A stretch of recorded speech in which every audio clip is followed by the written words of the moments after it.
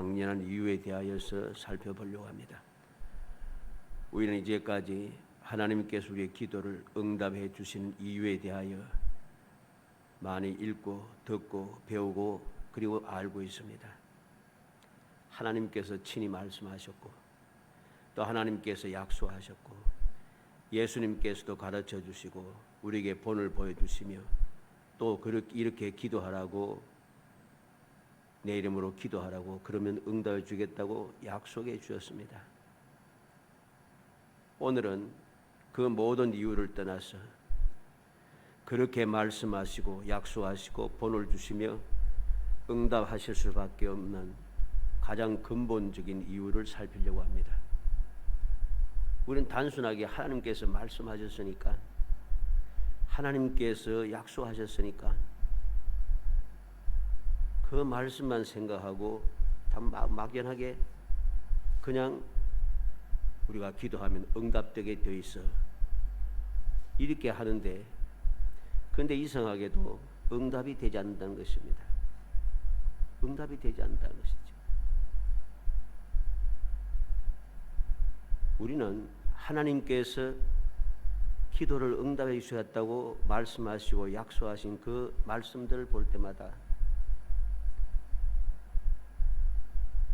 하나님께서 또 주님께서 우리의 기도를 들어주시겠다고 하시는 그 약속을 하실 때마다 우리에게 전제 조건이 항상 있는 것을 보게 됩니다. 그런데 우리는 그것을 보지 않습니다. 믿음이 필요하다는 것이죠. 그런데 우리는 그 앞의 조건을 다 버리고 그냥 기도한다는 거죠. 이제까지 해오던 방식대로 이제까지 많은 사람들이 끊임없이 이어져 왔던 그 방식대로 하나님께서 기도하라고 했다. 기도하면 응답되어 주겠다고 했다. 예수님의 이름으로 기도하면 응답된다고 하더라. 그렇게 막연하게 그렇게 깊이 생각하지 않고 무심하게 확신도 없이 그냥 쭉 기도합니다. 그리고 응답이 안 됩니다. 그러면 말씀대로 안 되었다. 기도 응답한다고 무조건 된다 하는데 응답이 안 되더라. 그렇게 자꾸만 이야기합니다.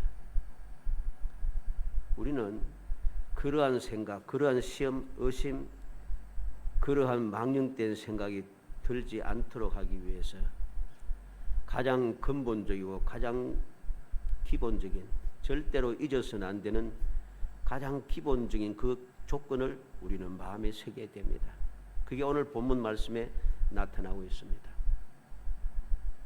왜 응답하시는지, 응답하실 수밖에 없는, 당연히 응답할 수밖에 없는 그 이유가 무엇인가를 오늘 우리는 말씀을 통해서 세 가지를 살펴봅니다. 첫째로 성령께서 도우신다 하겠습니다. 26절 보면 이와 같이 성령도 우리의 연약함을 도우시나니 우리는 마땅히 기도할 바를 알지 못하나 오직 성령이 말할 수 없는 탄식으로 우리를 위하여 간친히 간구하시느니라. 27절에도 마음을 살피시는 이가 성령의 생각을 아시나니 이는 성령이 하나님의 뜻대로 성도를 위하여 간구하심이니라. 우리의 기도가 왜 응답될 수밖에 없는가 하는 이유가 분명합니다. 성령께서 우리를 도우신다는 겁니다. 성령께서 도우신다. 무엇을 도우십니까? 무조건 하고 나를 돕는 게 아니에요. 연약한 나를, 우리의 연약함을 도우신다는 것입니다. 우리의 몸과 마음이 연약하여서 올바르지 못할 때가 많습니다. 믿음이 출중하고 능력이 있다고 하는 사람들도 몸과 마음이 올바르지 못할 때가 많습니다. 불의 선지자라고 하는 엘리야도 나를 이제 죽여주옵소서, 이만하면 족하니 나 혼자밖에 없는데 나 혼자밖에 없는 나를 죽이려고 합니다. 이제는 죽여주옵소서, 그렇게 이야기합니다.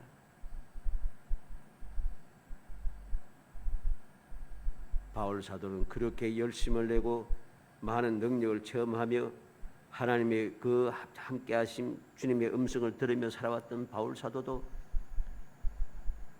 육신의 연약함 때문에 하나님 주님 앞에 간절히 3번씩이나 기도했습니다. 근데 그게 응답이 되지 않아요. 그런데 무엇 때문에 하나님께서는 다른 방향으로 그들에게 응답해 주셨는가? 엘리야에게도 응답하셨고 바울 사도에게도 응답을 해 주었습니다. 그들이 구한 것도 아닌데 왜 응답해 주시느냐? 응답하는 이유가 있는 것이죠. 성령께서 도우신다는 것. 우리의 연약한 버릇을 도우신다는 것입니다. 내가 몸과 마음이 연약해서 올바르지 못하고 올바르지 못한 그 상황이 있을지라도 그것을 아시기에 성령께서 이 땅에 우리를 돕기 위해서 오셨고 성령께서 우리를 도우시니까 내가 부족하고 연약해도 내 기도가 응답이 되는 거예요. 하나님께서 내가 기도하지 않은 것도 응답해 주시고 내가 몰랐던 것도 응답해 주시고 내가 잘못 기도해도 응답하시고 내가 부족해도 응답하시고 이유가 바로 여기에 있는 것이죠. 그리고 왜 어떻게 도우십니까? 우리 위하여 친히 기도함으로 도우십니다. 26절 하반절에 마땅히 기도할 바를 알지 못하나 오직 성령이 말할 수 없는 탄식으로 우리 위하여 친히 간구하시느니라. 우리가 잘못 기도하는 우리를 위해서 올바르게 성령께서 기도해 주시니까 응답이 된다는 소리입니다. 내가 기도 잘해서 응답되는 것도 아니고 내가 기도를 잘 못해서 응답받지 못하는 것도 아니라 응답되는 이유는 성령께서 내가 잘못 기도하는데 어떻게 기도해야 할지 몰라서 잘못 기도할지라도 성령께서 탄식하시며 우리를 위해서 기도해 주시니까 우리의 기도는 응답이 된다는 것입니다. 그것이 반드시 응답되고 잘못 기도해도 내가 기도가 부족해도 응답이 되는 이유가 바로 여기에 있다는 것입니다. 또 어떻게 응답하십니까? 하나님의 뜻대로 기도하여 도우시기 때문에 응답이 된다는 것입니다. 오늘 이 7절의 말씀 뭐라고 했습니까? 하나님의 뜻에 맞는 기도를 성령께서 해주신다는 거죠. 마음을 살피시니가 성령의 생각을 아시나니 그랬습니다. 그리고 성령께서 어떠하십니까? 하나님의 뜻대로 성도를 위하여 간구하심이니라. 성령께서 하나님의 뜻대로 성도를 위해서 기도해 주신다는 거죠. 그래서 우리가 하나님의 뜻에 맞는 기도를 드리지 못한데도 이상하게 응답이 되는 거죠. 이게 바로 성령의 도우심이라는 것입니다. 역대하 18장 31절에 병거의 지휘관들이 여호사밧을 보고 이르되 이가 이스라엘 왕이라 하고 돌아서서 그와 싸우려 한적 여호사밧이 소리를 지르매 여호와께서 그를 도우시며 하나님이 그들을 감동시키사 그를 떠나게 하신지라. 여호사밧 왕이 어리석게도 악한 왕 아합의 말을 듣고서 전쟁터에 나가면서 왕복을 입고 나갔습니다. 이게 얼마나 어리석어요. 왕복을 입고 전쟁터에 나간 사람은 어디에 있습니까? 왕복을 입고 전쟁터에 나갔어요. 그랬더니 모든 군사들이 대적들이 여호사밧을 왕이라 하고서는 싸우려고 몰려들기 시작합니다. 이 여호사밧이 하나님 도우소서 감사합니다 찬송하며 이제까지 도우신 하나님 도우소서 그렇게 하지 않았어요. 그냥 어떻게 합니까? 소리 지르며 그냥 울부짖었다는 소리죠. 그런데 여호와께서 그를 도우셨다. 여호와께 하나님께서 장군들의 마음을 감동시켜서 여호사밧을 떠나게 만듭니다. 여호사밧은 부족하고 잘못됐고 어리석었고 올바르게 기도도 드리지 못하고 악한 왕과 함께하였으니 이게 하나도 올바른 일이 하나도 없습니다. 그런데도 하나님께서 응답해 주십니다. 그냥 소리만 질러도 성령의 도우심, 성령께서 모든 뜻을 아시는 성령께서 역사하심으로 이제 여호사밧의 가장 심각한 문제를 해결해 주시는 거죠. 여호사밧이 올바르게 기도해서 응답받은 게 아닙니다. 히브리서 4장 16절에 그러므로 우리는 긍휼하심을 받고 때를 따라 돕는 은혜를 얻기 위하여 은혜의 보좌 앞에 담대히 나아갈 것이니라. 우리가 긍휼하심, 때를 따라 돕는 은혜, 이것을 받기 위해서, 즉 응답을 받기 위해서는 무엇이 필요합니까? 은혜의 보좌 앞에 담대히 나아가야 된다. 어떻게 담대히 갈 수 있겠습니까? 우리는 담대히 나아갈 수 있는 용기도 없고 능력도 없고 자격도 없고 그 모든 것이 부족하기 짝이 없지만은 성령의 도우심으로 말미암아 우리는 얼마든지 하나님 앞에 가까이 나아갈 수 있게 되었다는 것이죠. 두 번째로 어떻게 응답받는가? 어떻게 응답받을 수 있게 되었는가? 아들까지 주셨기 때문입니다. 32절에 자기 아들을 아끼지 아니하시고 우리 모든 사람을 위하여 내주시니가 어찌 그 아들과 함께 모든 것을 우리에게 주시지 아니하겠느냐? 가장 소중한 아들까지도 나를 위해서 내주셨는데 다른 것은 아무것도 아니란 것입니다. 아들도 가장 소중한 아들도 주셨는데 다른 것을 주지 않을 것인가? 응답해 주지 않을 것인가? 있을 수 없는 이야기입니다. 예수님께서도 마태복음 7장 11절에 말씀하십니다. 너희가 악한 자라도 좋은 것으로 자식에게 줄 줄 알거든 하물며 하늘에 계신 너희 아버지께서 구하는 자에게 좋은 것으로 주시지 않겠느냐? 악한 사람도 자기 자녀에게 좋은 것을 주는데 하나님께서 당연히 좋은 것으로 주신다는 것입니다. 아들도 주셨는데 다른 것은 말할 필요가 없습니다. 또 예수님께서는 산상봉헌토에서 뭘 하십니까? 너희는 먼저 그 나라와 그 일을 구하라. 그리하면 모든 것을 너에게 더하시리라. 너희가 이방인처럼 그렇게 구하지 말라. 먹고 마시는 것, 입는 것, 무엇을 먹을까, 무엇을 마실까, 어떻게 살까, 이거 구하지 말라는 거죠. 너희 아버지께서 너에게 있어야 할 줄을 다 아시느니라. 다 아신다는 것입니다. 예레미야 29장 11절에 여호와의 말씀이니라. 너희를 향한 나의 생각을 내가 아나니 평안이요 재앙이 아니니라. 너희에게 미래와 희망을 주는 것이니라.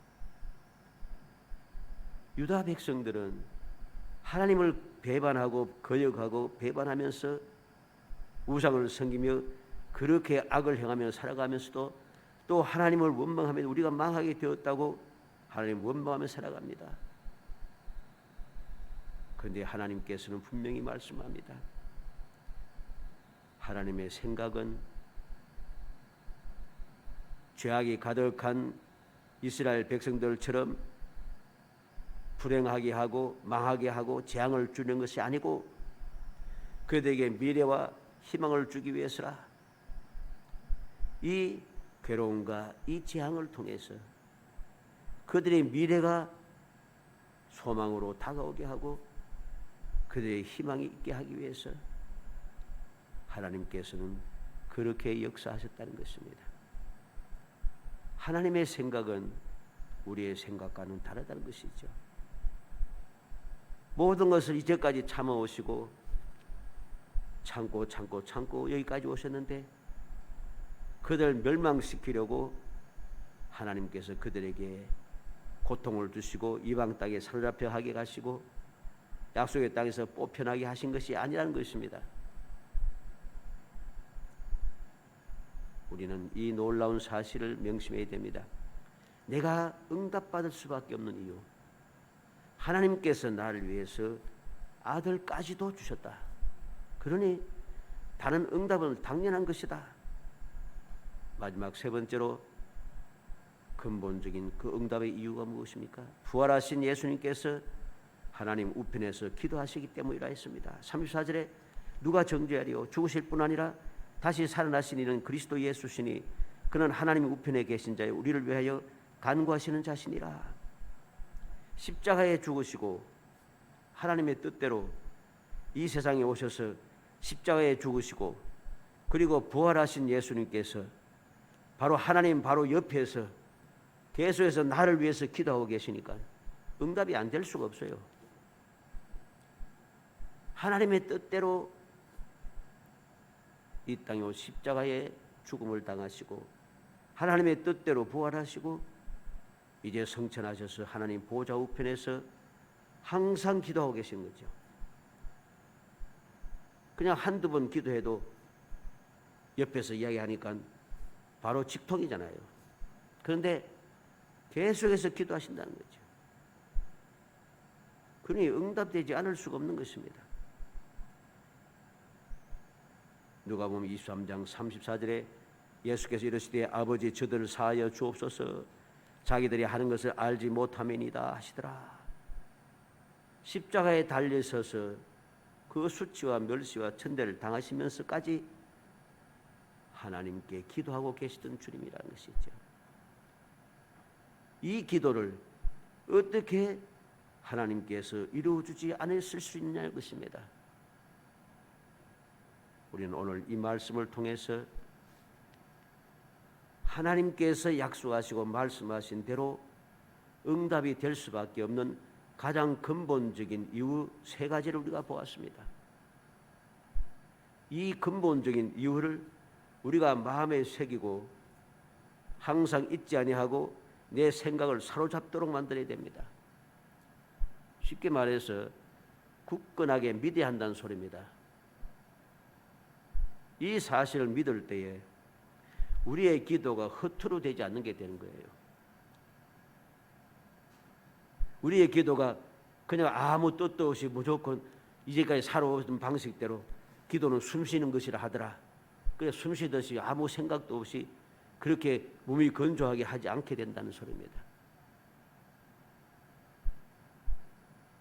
결론적으로 28절로 30절에 보면 우리가 알거니와 하나님을 사랑하는 자 곧 그의 뜻대로 부르심을 입은 자들에게는 모든 것이 합력하여 선을 이루느니라. 하나님의 미리 아신 자들 또한 그 아들의 형상을 본받게 하기 위하여 미리 정하셨으니 이는 그로 많은 형제 중에서 맏아들이 되게 하려 하심이니라. 또 미리 정하신 그들을 또한 부르시고 부르신 그들을 또한 의롭다 하시고 의롭다 하신 그들을 또한 여롭게 하셨느니라. 하나님께서 사랑하는 하나님을 사랑하는 자 그 뜻대로 부르심을 입은 자 모든 것이 합력하여 선을 이루게 하십니다. 그들이 누구입니까? 하나님께서 미리 아신 자들, 미리 정하신 자들, 하나님께서 미리 정하여 부르신 자들, 하나님께서 그들 어렵다 하신 자들, 하나님께서 영화롭게 하신 자들, 바로 그들을 위하여 응답할 수밖에 없도록 하나님께서 그 모든 조건을 다 갖춰 놨다는 것이죠. 하나님을 어떻게 사랑할 수 있는지, 하나님의 선택의 조건과 기준이 무엇인지 우리는 알 수가 없습니다. 왜 아브라함을 택하셨는지, 왜 에스가 아닌 야곱을 택하셨는지, 왜 다말에게서 태어난 베레스를 택하셨는지, 왜 하필이면 기생 라합을 택하셨는지, 왜 하필이면 모압 여인 룻을 택하셨는지, 왜 모든 사람들이 다 무시하는 갈릴리 사람을 선택하여 사도를 삼으셨는지, 왜 핍박하는 사울을 하나님께서 주님께서 택하셔서 일꾼을 삼으셨는지 우리는 알지 못합니다. 우리는 알지 못해요. 그런데 하나님께서는 택하셨다는 것입니다. 이게 무엇입니까? 바로 하나님의 은혜인 것입니다. 무조건하고 하나님의 은혜인 것입니다. 그래서 바울 사도는 뭐라고 합니까? 고린도전서 2장 9절에 기록된 바 하나님이 자기를 사랑하는 자들 위하여 예비하신 모든 것은 눈으로 보지 못하고 귀로 듣지 못하고 사람의 마음으로 생각하지도 못하였다. 듣지도 못하고 보지도 못하고 마음으로 생각지 못했던 하나님의 은혜가 있다는 것입니다. 고린도전서 15장 10절에 내가 나 된 것은 하나님의 은혜로 된 것이니 내게 주신 그의 은혜가 헛되지 아니하여 내가 모든 사도보다 더 많이 수고하였으나 내가 한 것이 아니요 오직 나와 함께 하신 하나님의 은혜로라. 내가 한 모든 것이 다 하나님의 은혜라는 것입니다. 모든 것이 하나님의 은혜로 된 것인 것. 이제까지 눈으로 보지도 못하고 귀로 듣지도 못하고 마음으로 생각지 못했던 이 놀라운 은혜는 하나님께서 무조건 주신 은혜라는 것입니다. 우리는 이 말씀을 통해서 올바른 교훈을 받아야 됩니다. 왜 올바른 교훈을 받아야 됩니까? 로마서 15장 4절에 무엇이든지 전에 기록된 바는 우리의 교훈을 위하여 기록된 것이니 우리로 하여금 인내로 또는 성경의 위로로 소망을 가지게 하려 함이니라. 우리가 소망을 가지게 하기 위해서 내가 부족해도, 내가 어리석어도, 올바른 기도를 하지 못해도, 내가 죄인이라도, 내가 핍박자라도, 자격이 없어도, 모든 사람들이 손가락질하는 사람이라도 하나님의 은혜로 나는 택함받아 사랑받는 자가 되어서 모든 것이 응답이 되도록 되어져 있다는 이 놀라운 사실을 우리는 굳게 믿어야 하는 것입니다. 이러한 사실을 믿게 될 때에 히브리서 10장 35절에 그러므로 너희 담대함을 버리지 말라, 이것이 큰 상을 얻게 하느니라. 담대함을 버려서는 안 돼요. 이 사실을 굳게 믿게 되면 담대해지는 것입니다. 우리가 담대해질 때에 비로소 그 상을 받는, 큰 상을 받느니라. 바로 약속하신 복을 받게 되고 약속하신 기도의 응답을 받게 되는 것이죠. 내가 기도하지 못한 것도 응답이 되고, 내가 잘못된 기도도 응답이 되어지고, 내가 부족한 기도도 응답이 되어지는 기이한 큰 상을 받게 되는 것입니다. 그리고 히브리 4장 16절인 대로 우리는 긍휼하심을 받고 때를 따라 돕는 은혜를 얻기 위하여 은혜의 보좌 앞에 담대히 나아갈 것이니라. 내가 비록 부족할지라도 긍휼하심을 입고 때를 따라 돕는 은혜를 얻기 위하여 은혜의 보좌 앞에 담대히 나아갈 수 있게 된 겁니다.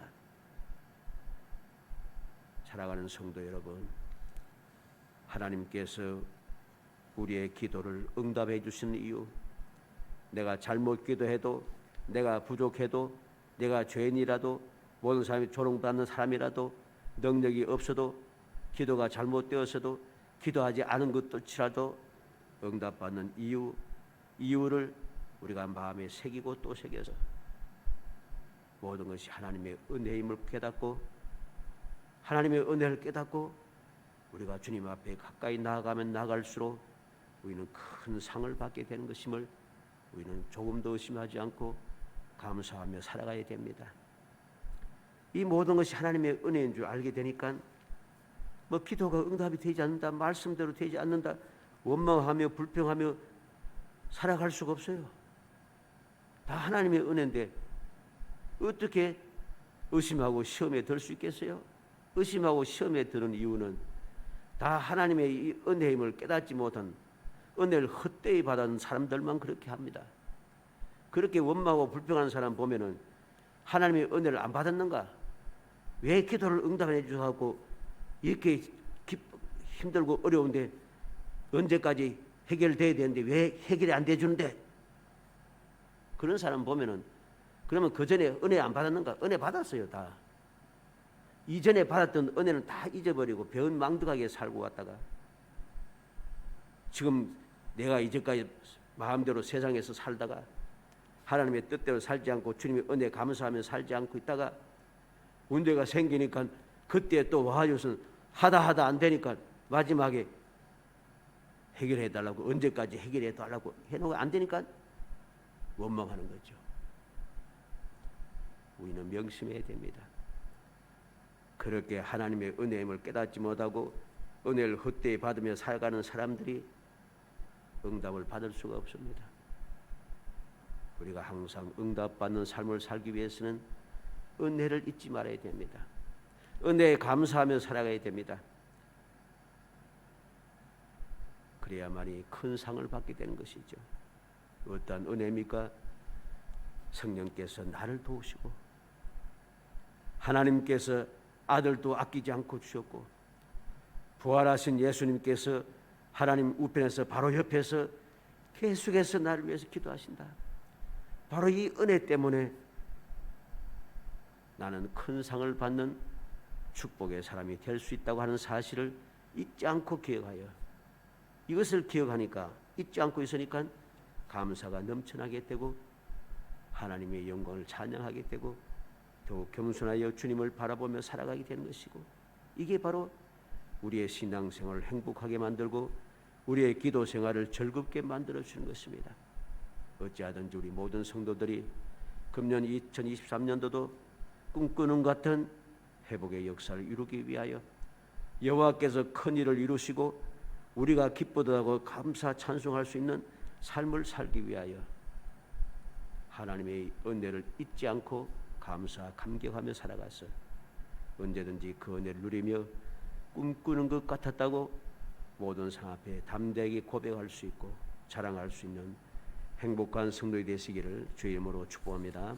은혜 감사합니다. 사랑하여 주셔서 택하여 주시고 택한 저희들 하여금 주님의 그 응답의 역사가 왜 일어난지 어떻게 이루어졌는지 다시 한번 마음에 새기게 하시고 모든 것이 하나님의 은혜임을 깨닫게 하시사 은혜를 잊어버리지 않고 변망덕하지 않게 하시며 항상 은혜에 감사 감격하며 하나님께 영광 돌리며 살아가는 저희들이 되게 해주시기를 간절히 바라곤 합니다.